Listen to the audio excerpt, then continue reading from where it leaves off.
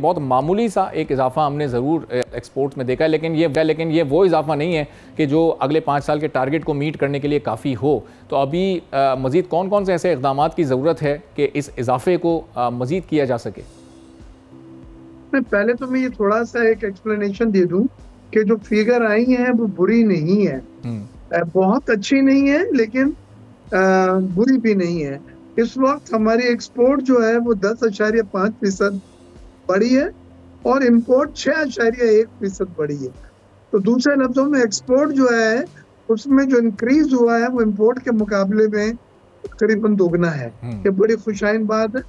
हमारी एक्सपोर्ट 6 महीने की दिसंबर 2024 तक 16.56 बिलियन पहुंच गई है, जबकि इसी 6 महीने की हमारी इंपोर्ट जो है 27.73 बिलियन है।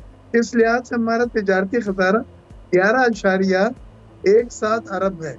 ये इतना बुरा नहीं है, इसलिए मैं बार बार ये लफ्ज दोहरा रहा हूँ कि एक वक्त में हमारा एक्सपोर्ट 30 बिलियन थी और इंपोर्ट 80 बिलियन पहुंच गई थी।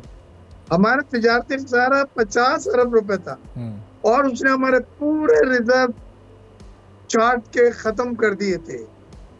तो आस्ते आस्ते हमने अपनी एक्सपोर्ट बढ़ाई और इंपोर्ट को कम करना शुरू किया। पिछले दिनों में जब ये बढ़ गया था बहुत ज्यादा, तो आपने देखा होगा बैंकों ने एलसीज पे पाबंदियां लगाई थी, लग्जरीज गुड्स पे पाबंदियां लगाई थी। लेकिन हमारा मसला ये है कि हमारी एक्सपोर्ट जो है वो इंपोर्ट बेस है, यानी हम रॉ मटेरियल इंपोर्ट करते हैं। तो अगर इंपोर्ट तो आपने ज्यादा कर्टेल कर दिया तो एक्सपोर्ट के लिए रॉ मटेरियल नहीं आएगा, वक्त पे डाइज नहीं आएंगे, केमिकल्स नहीं आएंगे, तो एक्सपोर्ट रुक जाएगी। लिहाजा हमें बड़ा बैलेंस करना होता है कि एक्सपोर्ट के लिए जिन जिन चीजों की जरूरत है वो हमने कंटेन नहीं करनी है, वो नहीं रोकनी। अब क्या वजह हमारी एक्सपोर्ट मजीद ज्यादा नहीं बढ़ सकती?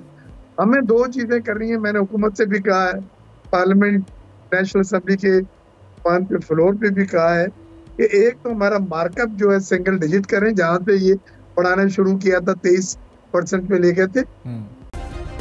सब्सक्राइब करें और बेल दबाएं ताकि कोई खबर रह न जाए।